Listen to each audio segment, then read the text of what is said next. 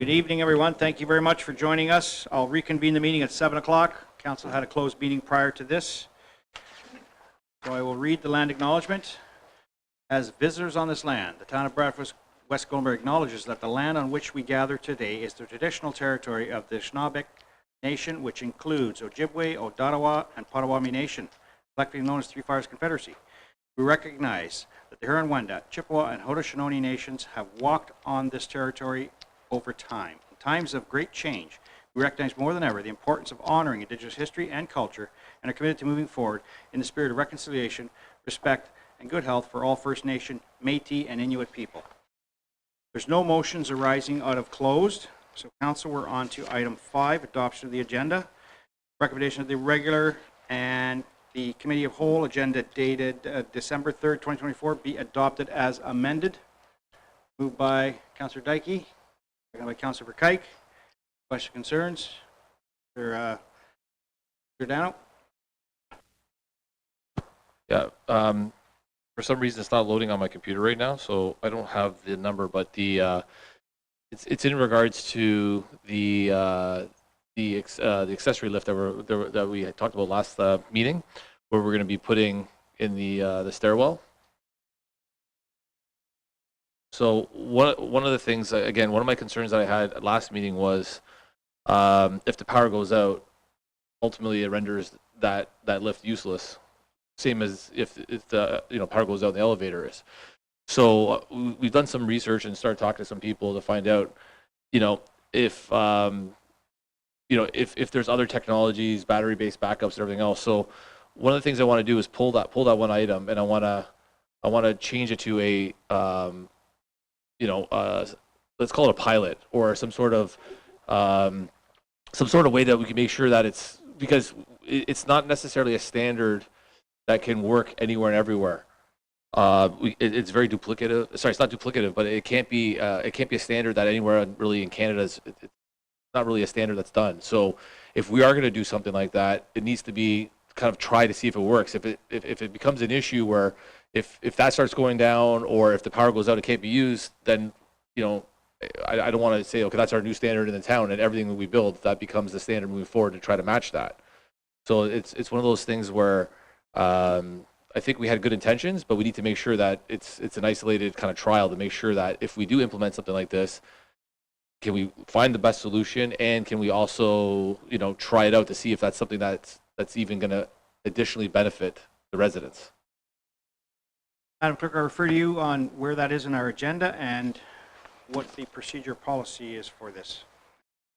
Yes, Your Worship. So Councillor Giordano is referring to Committee of the Whole, one of the Committee of the Whole recommendations. And at the time that we adopt the minutes and the Committee of the Whole recommendations, that item can be pulled. Okay, so at that time, we'll remind you to pull that item then. Okay, thank you. So the adoption of the agenda as amended, all in favor? Carried, thank you. Declaration of pecuniary interest in the general nature. Have pecuniary interest, you can declare now, or if you find yourself in that position later on, just let us know. There's no presentations, no deputations. We're at number 9, open forum. Anybody signed up for open forum? No, there's no participants for open forum this evening. Okay, thank you very much. We are now into item 10, which is the adoption of minutes and Committee of Whole recommendations. So it's 10.1, adoption of the Council and Committee of Whole minutes, recommendations of the Council. The Committee of Whole recommendations COW 2024-58 to COW 2024-60 be approved, and that the minutes of the regular Council and Committee of Whole minutes meeting dated November 19, 2024 be adopted as printed. Move in a second to put this on the floor. Moved by Deputy Mayor, seconded by Councillor Giordano or Councillor Ferragini. The recommendation you would like pulled, do we have the number of that, Madam Clerk? Yes, it's COW 2024-59. So can we do the recommendation, save and accept COW 2024-59? Is that okay, Councillor Giordano? And then we'll talk about that issue, okay? Was everybody okay with that? All in favor? Carried, thank you. So now we'll go back to COW 2024-59. Councillor Giordano, you pulled that and you want to talk about what we approved there. So can you refer again to what you were talking about, please? Thank you, Mayor. Yeah, so at the end of the day, when we had this conversation last meeting, one of my questions to the director was, if I know it's against the recommendation, but if we were to do something like this and the power failed, what would that do to this lift? And ultimately, that lift would not be usable. So the point I have is, okay, it gives us a little bit of redundancy should there's an absolute like a failure to the elevator, then that would provide some sort of additional egress or access. But upon reflection, it's like, well, it's not an 80, like it's not part of the standards, right? So we're you know, all across Canada, I tried to do some research, and it's not something that is actually done. So in order for us to do it, which you know, council gave the approval for, the committee of the whole, we're now looking at it again. What I'd like to do is put it in place where it's either set up to look for maybe some alternative technologies that can run independent of the power system, if that's possible, and or to treat it as a pilot, so it doesn't become a standard, because it's over and above. It's actually, you know, double standard compared to what already exists across Canada. So I don't want to set a whole new standard for all of our buildings if it's not going to work, right? So I feel like there's a lot of people across this country that are pretty smart. They've tried different things. So if we're gonna do something here with this, I just want to make sure that it's a, you know, it's a pilot. I think that's a smart way for us to approach it, as opposed to, you know, us setting a new standard for the town. Okay, so option 2 was to install this chair, and you're looking to make it a pilot program. Wow. Okay. I'll turn to Councilor Virginie first, then we'll find out how to do this, what you're looking for. So when I voted to support this, the director was basically telling us that regardless if the power goes out, everybody's going to be asked to leave the building anyways. So there's the escape chairs that we're going to purchase that will help anybody, if they're already in a situation, to get down from the upper floor. But to go up, this was just an added if the elevator was down, because if you got some buildings that have a second elevator or a service elevator or some other option to get upstairs, we don't have that option. That's why I was in favor of adding one, because it's an added option if our elevator's down, which tends to happen from time to time. The power part of it, I don't understand, because the buildings would be empty anyways. Nobody should be using any of these facilities if the power's out. But if you want to stick pilot in front of it, I don't think that we are setting a standard. I think this was an ad hoc decision. And if it were to be added in any other building based on what we saw happen with our leisure center, if we go to do another building, then we would already put something in place where there was a second source that would help somebody if the elevator was down. So I'm okay with just leaving it the way it is. I don't know how pilot in front of it's really going to help the situation out at all, because I don't think it's actually we've set a standard at all. I think this was just an ad hoc for this building. Okay, yep, I agree with those comments. Councilor Dike. Well, I just hope that our facilities operator comes back with a report and gives us all the information. And like the bottom line is, if it maybe do we have a generator in that building? I really don't know either. But all these questions that Terry would come forward with all these answers and questions and timelines, and give us a pretty well a report. I know we said to go ahead and do it, but I'm expecting. I know we have a meeting on Monday, accessibility meeting, and I'm hoping that we have some information that's going to come forward from our staff on this whole item. Yeah. Okay, thank you for that, Councilor Harper.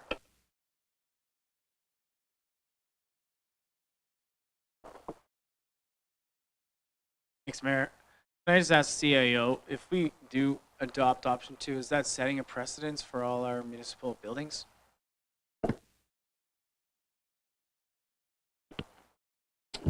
Thanks, Your Worship, but no, I don't believe so. As Councillor Faragini stated, this was an addition. It does not bind council to the same approach for any other future facilities. Certainly, we will look at accessibility and whatever redundancy might be necessary specific to those facilities, but this particular approach is not necessarily the only way that, or the only option to be considered moving forward. So I wouldn't worry about that. Deputy Mayor? Thank you, Your Worship. I'm good with the recommendation, the way it was passed. The question I have, Councillor Dyke mentioned some report coming. To my best of my knowledge, the report already came and that report had the options and we picked it. Is there another report that you know of is coming, or just are you? Not that I know of, but I would just think that Terry would somehow inform us. Okay, so right now there's no direction. The direction is this, and unless we change it. So I'm okay with the way we passed it. Thank you. Yeah, and I'll agree here. I did support it in the first place because we were already AODA compliant. Each time when you build a new building, AODA standards would change and we would upgrade ourselves on a new building to a new AODA standard. As far as I'm concerned, we were there. The issue is about getting people out of the building when you have a collapse from things like that. So the elevator was down. It's like anything. We maintain the pools when they're down. We tell people the pools are down. That's the way it works, and we don't have a pool activity that day. So things happen. Mechanical issues happen. As long as you're not already up there, we don't have a problem. If you're up there, then we need to, that's why the most important part of this recommendation was the actual chair, the emergency chair, evacuation chairs. I'm good with the way the recommendation is. It's not a standard set. It's just council decided to put a second lift in for in case the elevator was down in the leisure center. Council adopted that, and I'm fine with option 2 the way it is. So we're good. If you're good with that, Councillor Giordano? Yeah, based on the CAO's explanation that it's not a standard setting practice, that we've done something that was, to use Councillor Fergie's ad hoc or over and above to try something else to see if we can make it. I'm totally confident. I was supportive of this to begin with. I just wanted to make sure that we weren't setting ourselves up for a new threshold standard. That we're basically drawing a line in the sand, saying from now on this is at minimum, right? So I'd love to do more. It's just I want to make sure that we're doing it with all the people that actually build buildings and advise us on that with their information. So if based on the CAO, I'm okay to leave it as is, and I'm glad to see that we're doing this. Okay, perfect. So we're all good. I will now read the recommendation that the committee of the whole recommendation COW 2024-59 be approved. Moved by Councillor Giordano, seconded by Councillor Ferragini. All in favor? Carried. Thank you. Okay, we are moving on to 11. Correspondence. So we have the Town of Aurora's Sustainable Infrastructure Funding Resolution. So everybody's read it, and we are good to. Do I need to read it out? Can you put? Oh, I need to read it out. Okay. I'll read out the recommendation then. Recommendation that the Town of Bradford, Gwillimbury Council receives for information and supports the correspondence from the Town of Aurora regarding the redistribution of the provincial land transfer tax and the GST to municipalities for sustainable infrastructure funding. And whereas municipalities face growing infrastructure needs, including roads, bridges, public transit, water systems, and other critical services which are essential to community well-being and economic development. And whereas the current sources of municipal revenue, including property taxes and user fees, are insufficient to meet these increasing demands for infrastructure investment. And whereas the province of Ontario currently collects the land transfer tax on property transactions in municipalities across the province, generating significant revenue that is not directly shared with municipalities. And whereas the federal government collects the goods and services tax on property transactions, a portion of which could be directed to municipalities to address local infrastructure needs.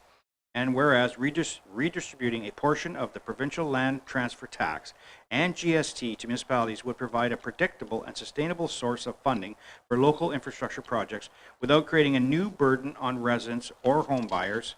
And whereas a redistribution of a portion of the existing land transfer tax and GST would allow municipalities to better plan and invest in long-term infrastructure initiatives supporting local economic growth and improving the quality of life for residents.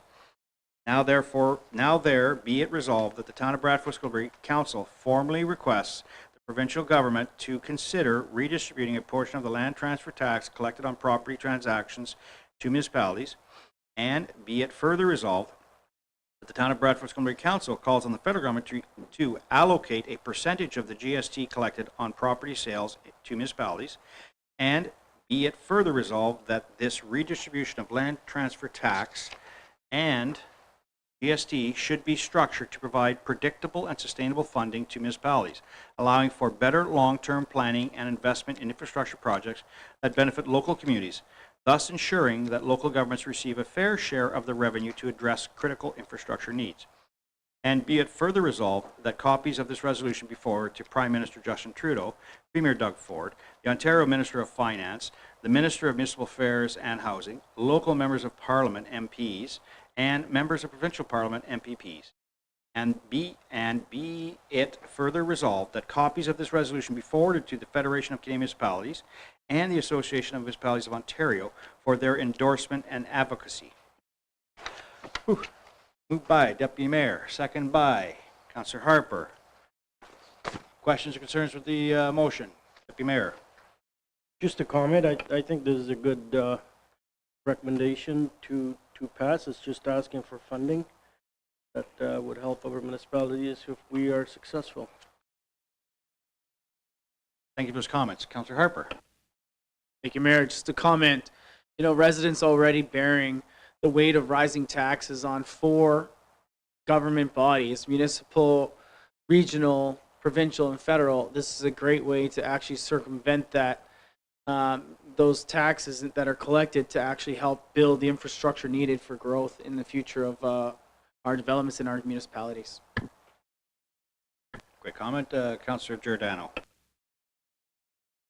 I was just sharing with my colleagues. So the official leader of the opposition actually was in Aurora talking about this, and he made some comments about municipal governments, BS, BS people that they're bursting with cash and they're wasting it all, and they need to get involved with, getting out of the way so we can build more infrastructure. And I for this municipality, I take offense to that. But when you look at the regional governance structure that we have and stuff like that, yeah, maybe there's a lot of that, and I'm sure there's other municipalities that maybe don't run as efficiently and as lean. So I'll support this for Bradford. I'm sure there's other municipalities out here that are maybe getting in the way and full of red tape and don't necessarily invest in their infrastructure correctly. So again, I'll support this for Bradford, but not for everybody. Okay, thank you for those comments. I wanted to support this. Mayor Maracas has written a great resolution, and I think it's a perfect opportunity, like you said, to redistribute some of the funds. Municipalities are taking on a greater burden when it comes to infrastructure costing. We alone in Bradford Gwillimbury have sunk hundreds of millions of dollars in the ground infrastructure. It would be a great revenue source, which is, again, not a tax, and that's what we're always looking for. It's a new revenue source. This is a great opportunity for us to grab some of that extra revenue that they take and we don't see. And if you know or have heard in the past, 9 cents on every dollar is pretty well what we collect in taxes for use. So 91 cents goes to other levels of government to provide services that we are the closest to the people that have to provide the most services for people. So I certainly endorse this motion and look forward to everybody supporting it. So I will call for the vote then, if there's no further comments. All in favor? Carried. Thank you. Okay. 11.2, request for comparable funding for non-OPP policed municipalities. Recommendation that the correspondence dated November 29, 2024 to the Honorable Michael Kersner, Solicitor General from the mayors of Town of Bradford Gwillimbury and the Town of Innisfil regarding the request for financial relief to non-OPP policed municipalities be received. Everybody seen the correspondence, the letter? Moved by Councillor Verkuyk, seconded by Deputy Mayor. Question concerns with this? Okay. Councillor Verkuyk. Yeah, the minute I saw the $77 million on the AMO email, I just right away said, yeah, this isn't fair, because we're all under the pressure, the same pressures.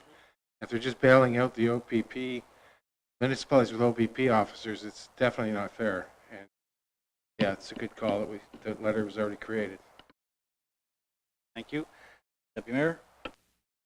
Well, I was just going to say on the same lines, thank you for writing the letters to you and Mayor Dolan. We are also suffering. It's not just the municipalities with the OPP. Funding for any police service is high, and we've seen it at our budget time. We're lucky that we were able to absorb it through other means, but it's getting very high, and it needs to be help from the provincial government to step in and carry some of that burden. Yes, thank you for those comments, and I want to comment too that it was disappointing to see I was hoping the Solicitor General would understand that there are other local police services out there that are suffering high costs. Policing is something that we look at throughout the province, right across the country when you look at it. There's other provinces having the same problem. So disappointed that the announcement was only to assist OPP-assisted communities. I was going to try and get a motion on the floor before that was passed through the House, but it came through before we could get it. This is the best way. We drafted that letter the same day and made sure that we got it down to the province so that they could hear our concerns about that funding. It's unfair to all of us how we have had to bear the same costs, but yet they're going to bail out the OPP. Or hopefully the Solicitor General coming up with something that can help us and other have local police. Many like us across. There's 44 different local boards across the province, so 44 different municipalities that did not get, or more than 44 because we're shared, but more than 44 municipalities that did not get any of this support. Okay. Further comments or questions? Councilor Giordano? Yeah, I'm not going to reiterate what anybody else said, so thanks for raising this. But there's also another issue to this whole system that's not addressed in this letter or anywhere, and that's our judicial system. We need to keep our dangerous offenders and repeat offenders either have better reform programs or behind bars, because this catch and release is only making the police work 5 times harder to, let the criminals right back out again and repeat the cycle over and over again. So, that's not for us to decide today, but that's, it's a bigger piece of the puzzle that needs to be addressed. It absolutely is, and bail reform is something that the province and everybody's trying to work on. I know AMO and FCM are working through those to get to the province and to the feds to get that bail reform done, because it is terrible. So takes care of this for today. And right, great comments. Okay, all in favor? Great, thank you. Okay, we're into staff reports. Item 12, 12.1 procurement activities, 24 third quarter. I got a recommendation that report LEG 2024-6 titled Procurement Activities 2024 Third Quarter be received for information. I'll have it moved by Councillor Dike, seconded by Councillor Harper. Questions or concerns with this report? There's no major issues there right now, so along quite well with that. Councillor Giordano. Anytime there's a sole source, do we document that that's taken place? And can the public see that? I'll call up our manager of procurement. Legal risk.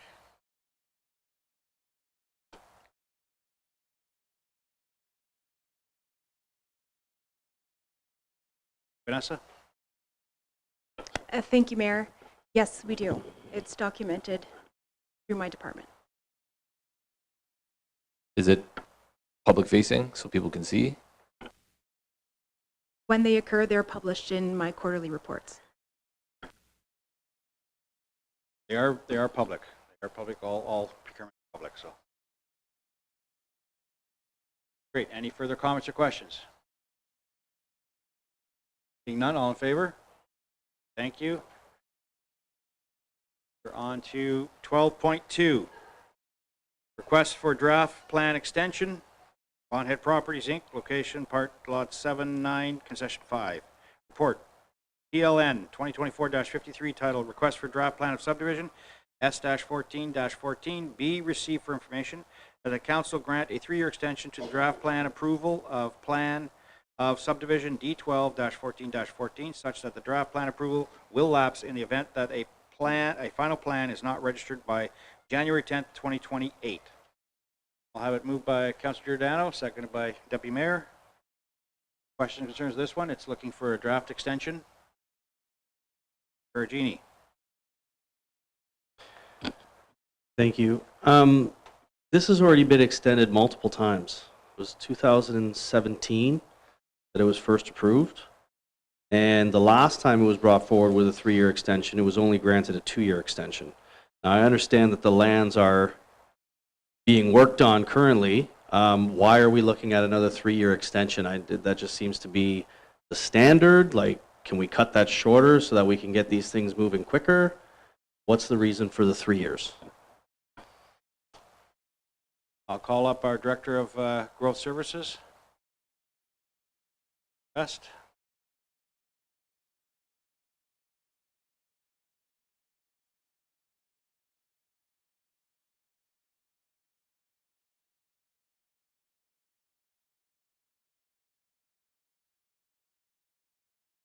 Good evening, Council.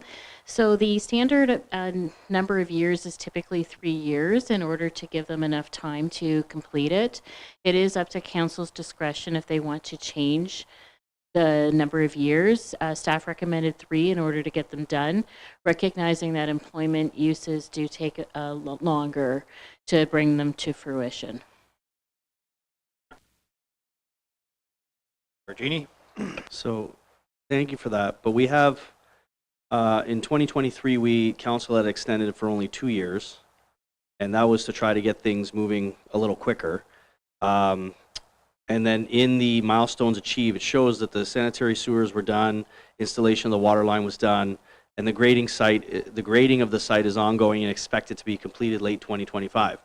So if we extended this so that it didn't have to be redone, and we extended it for 1 year to finish off 2025 so the grading's finished, would that not be enough time? Why do we need to give that extra 3 years? Because we'd like to get this moving, and it seems to be dragging. Through Councillor Ferragini, through Mayor Leduc, sometimes these things take longer, and I know that 3 years is typical, and I understand that council has given reduced. If you want to give 1 year, we may be back here again next year, and that's one way to keep the nose to the grind in order to get things moving along. I would counter that 1 year may be kind of tight, so I would, if you're going to look at changing dates, I would recommend 2 years then, if you are not looking at the full 3 years. Virginie? Thank you. And I'm not trying, I don't want to penalize, but at the same time, if we're constantly having to extend it all the time, we want to get these things completed, and they shouldn't drag on forever. You know, so when they go through requesting an extension, is that a cost on their behalf to come to council to do this again? Like, is there some kind of, I guess it would be like penalizing them for not completing it when it was supposed to be? They do have to make an application for draft plan extension every time. There is a cost there to them, and I know that we extended it 2 years out last time, and would love to see things go, but from seeing their commitment from 23, they have done, you know, like I say, the sanitary sewer, the water main. They brought in, they're moving grading. They had the Tormont, we had Tormont going in there. We had the severance for Tormont's lands in that area too. So I would love to see, you know, this come to fruition, but I don't want to see them coming back again in front of council.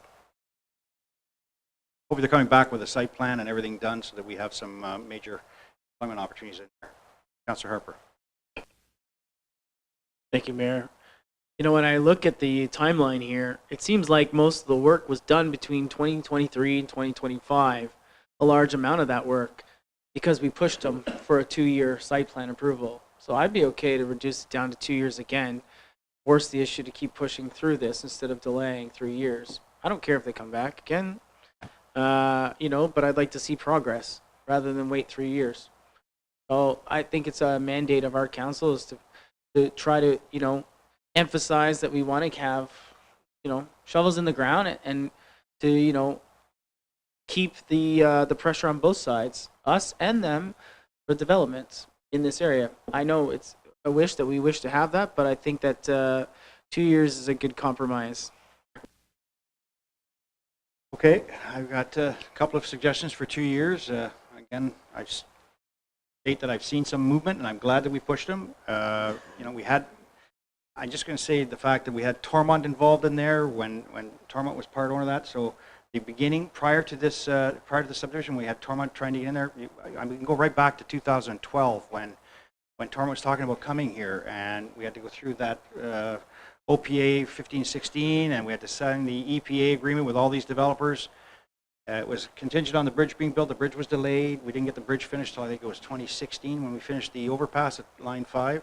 So that's kind of hindered them a little bit. So I don't want to, I'm not opposed to changes, but at the same time, they have moved forward. So I'm open to council. If they want to do a 2-year extension, that's fine. But I think they've showed some progress. And I can tell you that the reasons why they didn't have the progress earlier was a lot to do with the Tormont concern about coming here. We finally got Tormont now. So to me, those lands are going to move forward. I think there's a commitment from the developer to hopefully get this moving forward because it is a prime location for further business because Tormont's there now. So there is going to be some opportunities for ancillary services to come and service Tormont and things like that.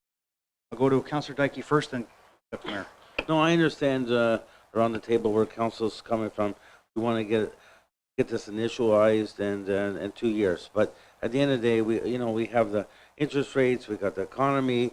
We're thank God that we do have Tormont here, and then now that they're here and they're up and running, I'm sure other plans will come north, and it has a lot to do with the market. But by having Tormont there, now we have something that's going to attract more industry in that area. So, like I'm open to 2 or 3 years, but the way I see things, the economy of interest rates and everything, I'm willing to go stay with the recommendation at 3 years. At the end of the day, by the time we go through this cycle, who knows what's going to happen next year with the rates, and it takes time to bring these people to the table. So I'm flexible, but I'll leave it as a report at 3.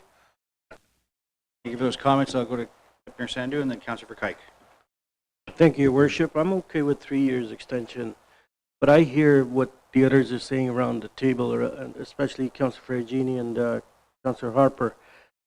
The rep for the applicant is in the audience. I think the bigger pressure will be that we say that when this lapses on January 10, 2028, we don't extend it and they go back right to the front of the line and their draft plan agreement lapses. That is the bigger threat than that's a big developer coming back after a year or 2 years and paying the application fee is not a big deal to them. They'll just pay it.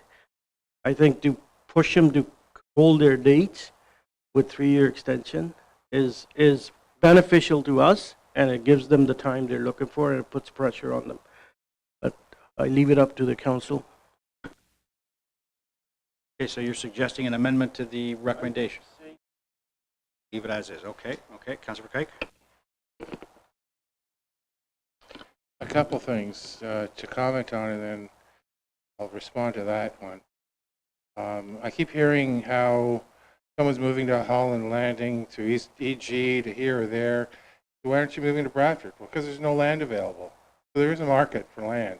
We have people inquiring. My understanding, this land is going to market very soon. I don't see why we should be giving more than 2 years. I don't think, unless we revise this in 2028, it's a different council. They can do whatever they want. We're not going to, that doesn't mean anything to just say we'll hold them to the date right now, because they could ask for another extension at 3 years. So I'd say 2 years, and let's get this employment lands going, because people are looking for employment lands and we don't have it. Okay, thank you. Councillor Giordano. I want to listen to everybody around the table. I'm gonna lean on the 2 years, and with reason. Number one is some of the councillors mentioned the economy and some of the other issues, but if you look at all the forecasting and the historicals, single-family homes, multifamily homes, they have issues. Right now, the number one sector that's booming is industrial warehousing. Commercial's only down maybe 1% across Canada, but still up in the GTA. So I look at this as those are blanket excuses that I'm not good with. I'm gonna hold the 2 years to put a little bit of pressure on this, and ultimately, it's an area that, listen, developers can develop, And they'll develop in good economies, bad economies. They'll sit there and site, they'll get the site plans approved. They'll do what they need to do. And to Councillor Verkijk's, there's a lineup of people trying to buy land in Bradford. So let's get going here. Okay, so everybody's discussed it. I have some people here, so are we Councillor Ferragini, you're amending the motion? Yeah, so I'd like to put forward an amendment to change the 3-year to 2-year, please. Okay, my mover and seconder were on the floor. Who were they again? Okay, so I have an amendment to, is it a friendly amendment from the mover and seconder? So if it's a friendly amendment, I don't need, we're good with it then? Okay. Okay, everybody's, so it's friendly amendment, we don't need to do anything, we just change the 3 to a 2, and I'll reread the recommendation. So that report PLN 2024-553 titled Request for Draft Plan Extension S1414 be received for information, and that council grant a 2-year extension of the draft plan approval of plan of subdivision D12-1414 such that the draft plan approval will lapse in the event that a final plan is not registered by January 10th, 2027. Okay. Further comments or questions? Seeing none, all in favor? Carried. Okay. Passed. We are on to 12.3. We have our financial results. Recommendation that report FIN 2024-21 titled October 31st, 2024 financial results be received for information. Mover and seconder. Moved by Councillor Verkijk, seconded by Councillor Ferragini. Question, concerns with the financials? Moving along, it's up to October 31st. Few accounts, so everything's in good shape. So, okay. Questions or concerns? All in favor? Carried. Thank you. We are on to requests for staff reports. Any requests for staff reports? Being none, we are moving on to move into committee of the whole. Council resolves out committee whole at 7:37. Moved by Councillor Dike, second by Councillor Harper. All in favor? Carried. Thank you. Deputy Mayor, I turn it over to you. Thank you. And I'll move right along. Call this meeting to order at 7:37 p.m. 15.2, declaration of pecuniary interest and the general nature. None declared. Getting into staff reports, 2025 temporary boring bylaw. That report FIN 2024-22 titled 25 temporary boring bylaw be received for information, and that the 2025 temporary boring bylaw be adopted. Mover and a seconder, please. Councillor Ferragini, Councillor Giordano. Any comments or questions? Councillor Harper. Thanks, Deputy Mayor. I have one question. When I was trying to read through this thing, it said we're borrowing money to cover taxes. I just wanted to make sure that the borrowing of this money is only to cover taxes or until we collected the taxes. If I get a confirmation on that. Yes, our director.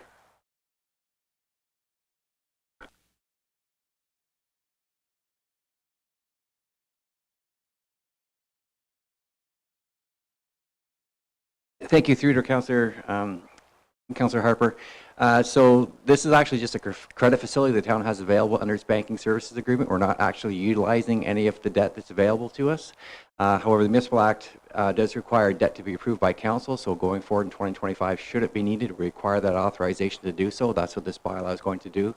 At the moment, we aren't in deficit needing to use at least a portion of that line of credit. And I'm hopeful that'll be the case through 2025 as well. Any other comments or questions? Okay, all in favor? Carried. Next one, you might as well stay here. These are all yours. That report FIN 2024-20 titled 2025 interim tax levy bylaw be received for information, that council adopt the 2025 interim tax bylaw. Moved by Mayor Leduc, Councillor Verkijk. Comments or questions? Okay, routine matter. All in favor? Carried. Thank you. Okay, development charges interest policy update. Recommendation that report FIN 2024-23 titled Development Charges Interest Policy Update be received for information, and that the attached updated development charges interest policy FIN-007 be approved. Moved by Councillor Harper, second by Councillor Dike. Comments or questions? Councillor Harper. Thanks, Deputy Mayor. Ian, thank you for taking my call and helping me understand the table that was actually brought forward in this. It actually made a lot of sense having that conversation with you. In our conversation, I asked if there was a possibility of like moving forward, if it's council's wish, we set the maximum interest rate, and that is supposed to fluctuate based on a quarterly assessment. You could just basically reiterate that in our conversation. Through to Councillor Harper. So yes, the Development Charges Act requires the maximum interest rate to be recalculated every quarter. So, so it will, in effect, if Council approves the recommendation report to go with the maximum interest rate, it will be adjusted every quarter depending on how the prime rate changes at the major charter banks in the country. So it is potential to change, but I believe it's important we adhere to that because, again, it's a maximum interest rate. So if we were to pick an interest rate today and apply it you know, to a proponent over a period of time in the future, and if interest rates drop, then, but if our interest rate is frozen, we would in fact then be charging them a rate of interest that's higher than the current maximum. So I want to ensure that we're staying on side with the legislation. So I'm happy to you know, adjust these calculations to do quarterly calculations on an ongoing basis. Our interesting conversation came from that in regards to what does that do for proponents coming to us that are new applications versus the ones that we already do have deferred DCs with. Thank you. So while I didn't specifically address how the policy would be applied or implemented during any sort of transitional periods, what I plan to do is apply the changes to this policy, whatever council lands on a prospective basis. So if there are proponents out there, developers who have met milestones in terms of meeting a freeze date or perhaps getting their building permit where they're now into their installment periods, that if they've met those milestones, they would be you know, so they're already following the rules of the day that were in place when they met those milestones. So I was not anticipating changing anything that they're doing, leaving them on that status quo. But going forward, when there's future development applications that meet these milestones, they'd be subject to the provisions of the revised policy. Okay, Councillor Dike, and then Councillor Verkuyk. Glad Ian came forward and explained it, because hearing it from him, it gives us assurance, and I know that Ian does a great job when it comes to all these policies and all these interest rates, because at the end of the day we have to stay on top of it, and we have adjusted. You know, we have a lot of stake in this DC cost, and we have to move forward and be accurate. Huh? Well, thanks, Ian. Okay, thank you, Councillor Verkuyk. Yeah, my first question was going to be, is this retroactive? And it's not. Do we have any previous agreements that are above the maximum interest rate? And what would be I think we landed on 5% on the recent one for the self-storage facility. What would that interest rate be when this becomes into effect?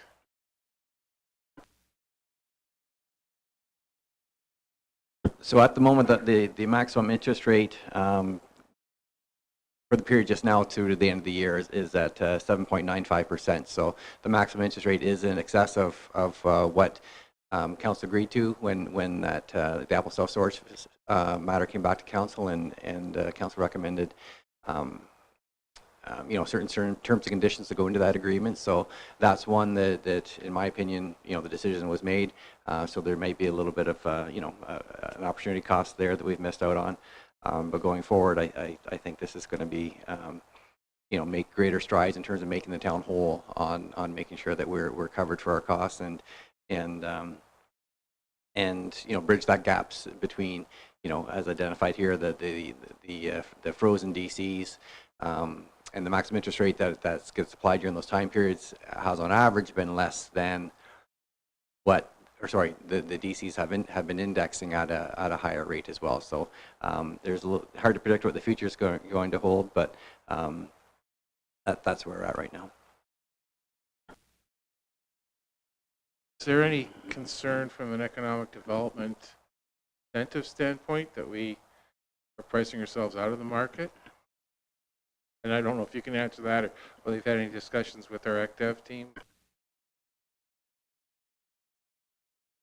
Through Councillor Verkaik, I haven't had discussions like that with our folks from economic development, but that thought has crossed my mind as well. And I think where I've landed is that, we're, for lack of a better word, we're piggybacking on provincial policy. So the province and their policymakers have landed on a maximum interest rate. So I am with the thought that they are comforted that that is an appropriate cost of doing business for the development industry. So we're piggybacking on their decision making. So if the province is flawed, then perhaps we're flawed, but if the province is right on target, then we're also matching and being on target as well. Okay, Councillor Vergini.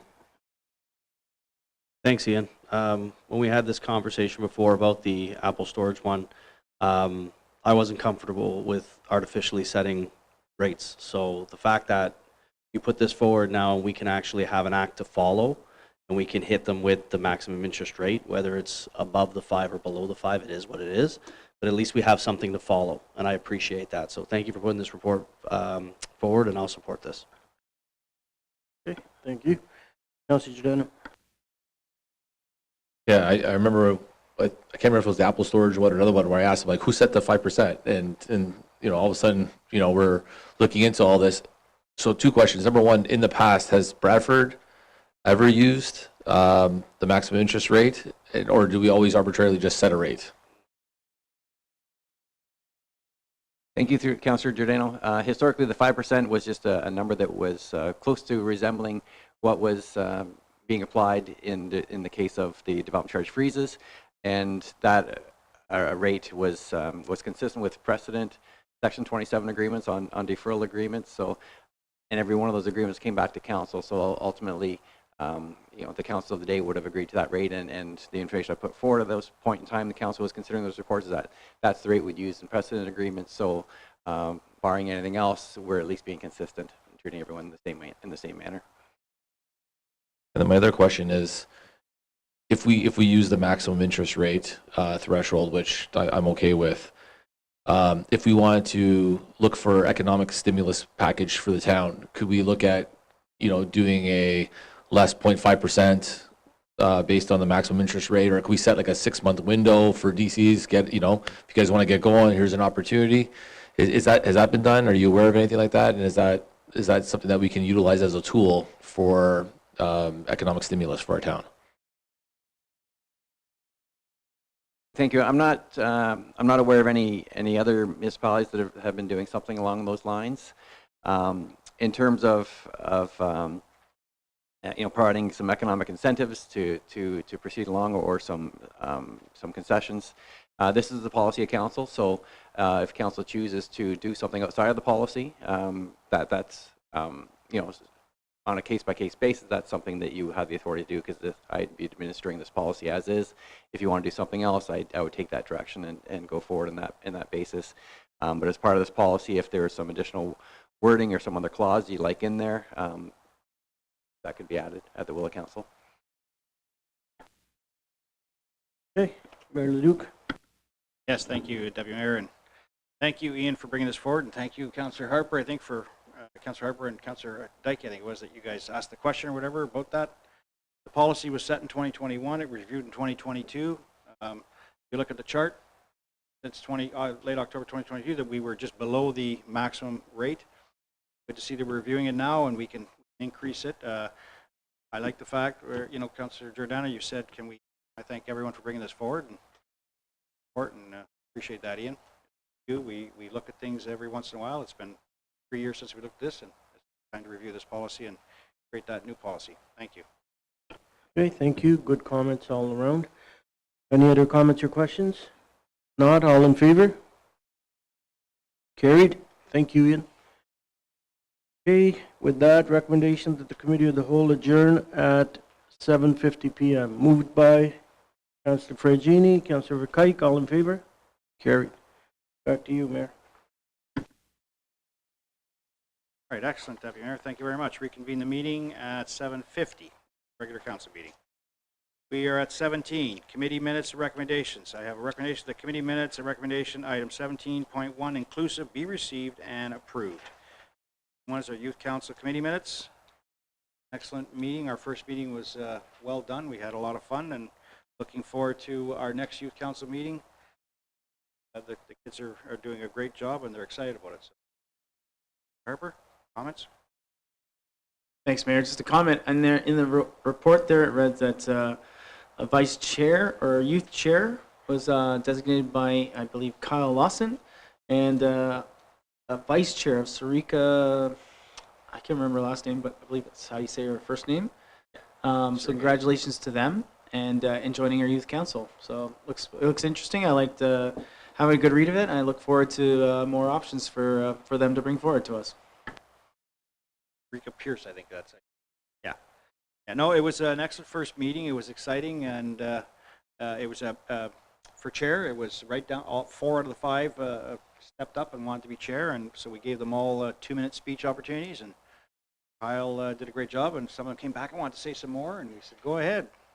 A lot of fun, and we had a ballot system. Everybody got to vote. Worked out very well, and Kyle, being the youngest on our committee, grade 8 student from Fred C. Cook, the Prime Minister of his council, Fred C. Cook. Hey? Yeah, yeah, exactly. A Ward 6 student. He's your resident because he goes to that school. I'm assuming he lives in Ward 6. But yeah, no, it was great. It was a lot of fun and great to see, and looking forward to these meetings and the kids doing a great job, giving us great input for youth-related issues moving forward. So, okay, further comments or questions? Seeing none, all in favor? Carried, thank you. Oh, I didn't have a mover seconder? Oh, sorry. Moved by Councillor Harper, seconded by Councillor Dike. All in favor? Carried, thank you. Sorry about that. There's no new business. We're into bylaws. Recommendation that bylaws 2024-93, 94, and 95 be passed. 93 is a committee appointment. 94 is 25 fees and charges, and 95 is fire communication services agreement. Moved by Councillor Ferragini, seconded by Councillor Giordano. Question concerns with any of the bylaws? Seeing none, all in favor? Carried. Thank you. We are into notice of motions or motions. Notice of motion. Councillor Harper, go ahead. Thank you, Mayor. At this time, I'm going to be asking a request to waive notice in regards to County Council wage increase, and that this council allow me to bring a motion forward in regards to appeal to the County Council members, and in regards to that they repeal their decision for a wage increase. So this time, I'd like to ask you to take over and ask for a vote in regards to waive of notice for that. Okay, Madam Clerk. Have a notice of motion. He's looking for appeal or to waive the notice portion.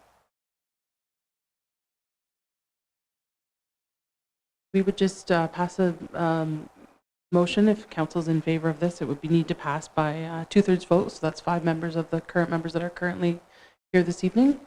And then we would deal with the motion that Councillor Harper wishes to put forward. Okay.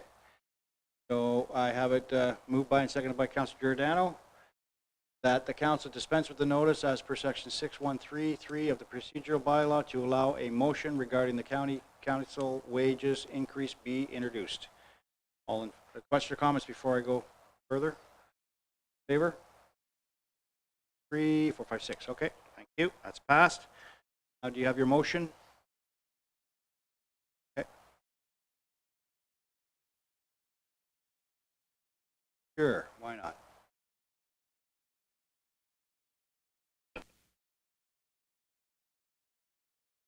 Thank you, colleagues, for allowing me to bring this motion forward. Whereas the town of Bradford West Gwillimbury Council acknowledges the financial strain inflation places on its residents, and whereas individuals with lower incomes or in vulnerable situations may face even greater challenges in preserving their standard of living, and whereas taxpayers are already burdened by increasing tax rates at the municipal, provincial, and federal levels.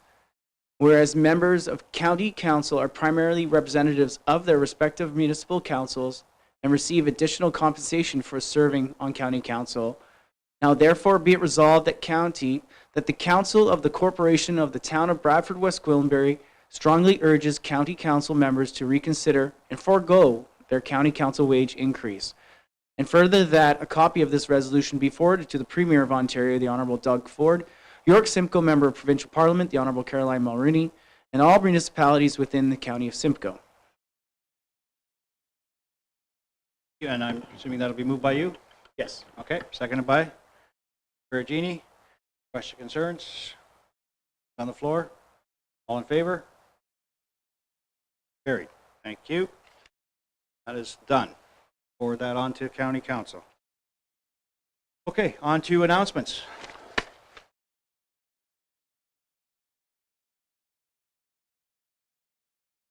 Okay, we have council announcements. We'll have to shrink that a touch. There we go. Thank you. So proclamations of flag raising. So today we did the Christian Heritage Month. We raised a flag today at the courthouse courtyard. It's also International Day of Persons with Disabilities. That's today, a proclamation only. So we read a proclamation this morning.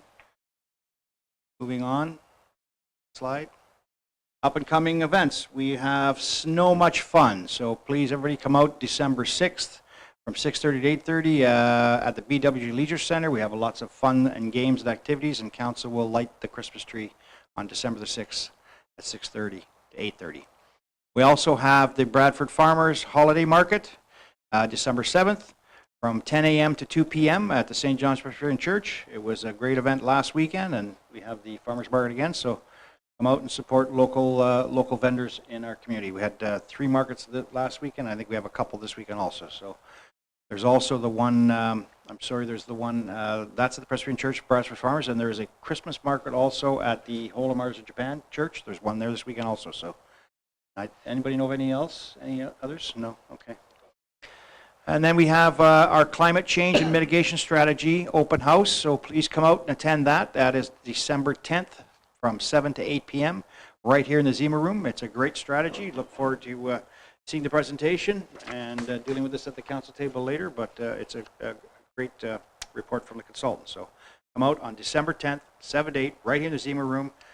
Come and see what our climate strategy mitigation and adaptation, climate change, mitigation and adaptation strategy. Come and hear about that. Next slide. Other events and campaigns. So we have Light Up BWG. Looking forward to this. This is a fun time. We partner with the Bradford Board of Trade. The town is thrilled to launch its 2024 Light Up BWG contest, an outdoor holiday decorating competition open to all BWG residences and businesses.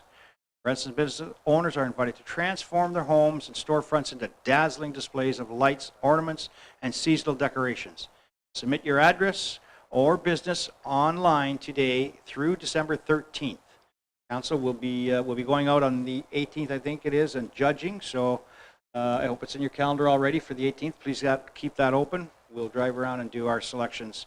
There's a business category and then a residential category. So, and I've invited the youth council to come with us, so everybody will get the chance to meet the youth council and have a great discussion with them.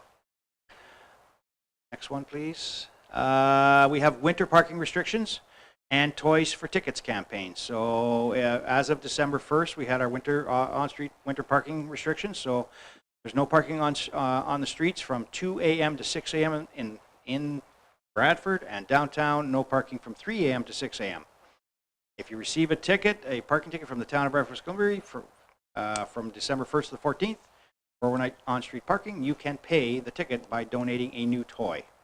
Toys can be dropped off at our administration office at 100 Dissette Street, Units 7 and 8 by 4:30 p.m. on December 16th. So please visit us at www.townofbwg.com/winter parking for more information. Other events and campaigns. So we have our upcoming advisory and committee meetings. We have the Accessibility Advisory Committee, December 9th, 7 p.m. in the Zima room right here. And then we have our regular and council committee, and it's the last one of the year, December 19th, or December 17th at 7 p.m. right here in the Zima room. And for more information, please visit our website. And then we have other announcements. Giving Tuesday, we call it. which is December 3rd. Today, it's a holiday season is the perfect time to give back to your local community. For many, it's a time of year when they rely on the generosity of their community to get through the holidays. Here are some of the ways you can give back this season. So we have the Helping Hands Food Bank all season long. The Bradford Community Fridge, again, all season long. The 2024 Bradford Christmas Wish List, now through till December 11th. The Simcoe County Paramedics Toy Drive, now through till December 20th. You can give at the paramedic station back on Miller Park. The South Simcoe Police, a warmer winter campaign, all season long, and toys for tickets until December 1st to the 16th.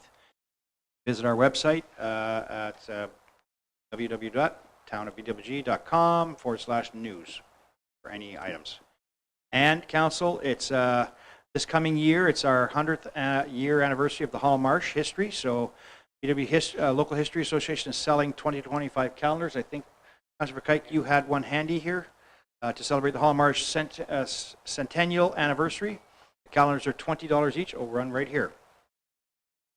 They're $20 each and can be purchased through the contactless bureau. So we have Mickey at 905-868-2447, Art 905-853-2006, and Leela 905-775-6618. Please come out and support.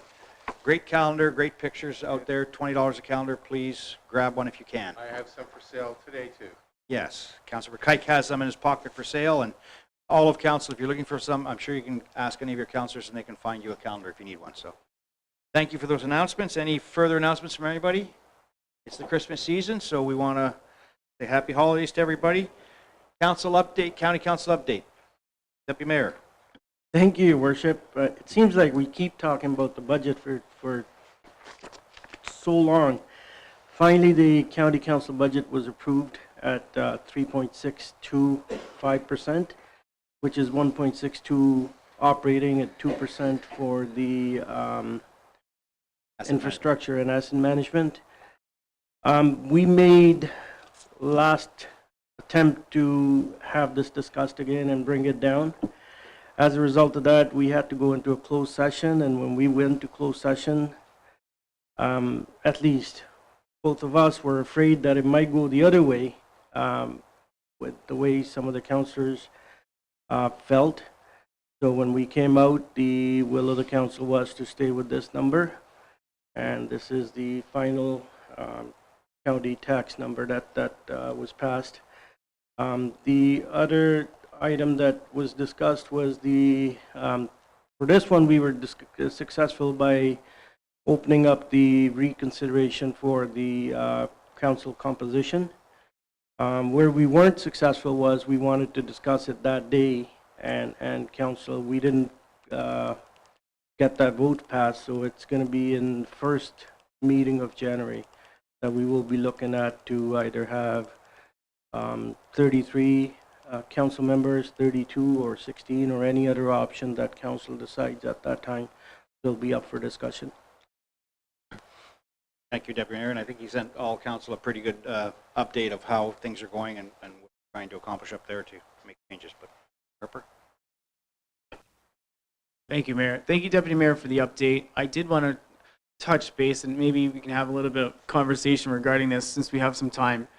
You know, when we really talked about what our strategy or will of council based on the representation of our constituents, we talked about the core issues that we really wanted to have, you know, meaningful reform for county council, specifically advocating for a reduction in the size, the voting system that reflects fairness, you know, proportional to representation on our population here.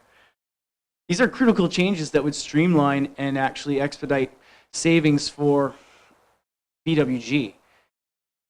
With the fact that, you know, county being in the news and wanting to go the opposite, instituting a full-time warden and, you know, having wage increases for compensation, you know, at a time where infrastructurally and structurally that, you know, economically it's not sound for everybody. And I'm happy that everybody passed the motion in his response to that. But it's making everybody a little bit worried on this side that that reform's not going to happen. Bringing it back down to 16 without I don't feel like we have even support from the provincial government that actually wants to step up and help us. That being said, I think there's a case for us legally to step up and actually take county council, you know, in regards to some charter issue that won't actually give us the fair representation. I think we do have a staff report or a request from staff that's going to be giving us those options. Do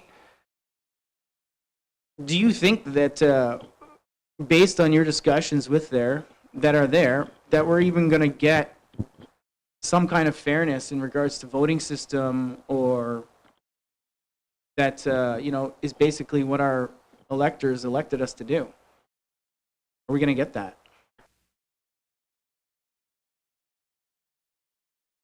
To give you the honest answer, the current setup is the way the voting block happens there. I'm not hopeful. I can explain how I voted.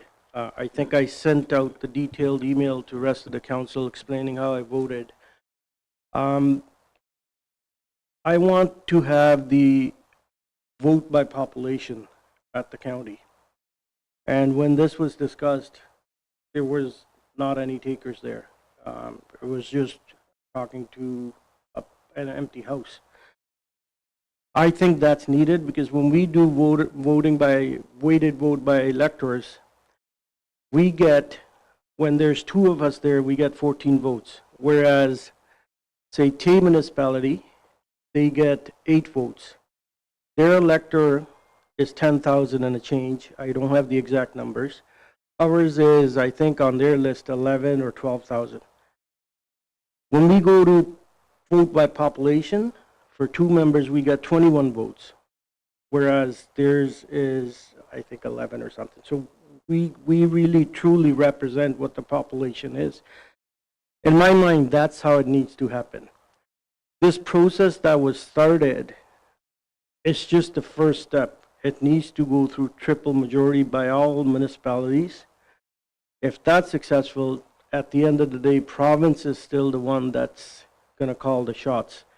And if it's not bringing out any meaningful options, I don't think provincial government will go for it, regardless of what the county councillors are asking for or looking for. I'm just going to further comment. If you don't mind, then you can follow up for sure. Yeah, no, I've been up there for 10 years now, fighting for this change that I've been trying to get for 10 years, because it has been an unfair and imbalanced representation up there in my mind.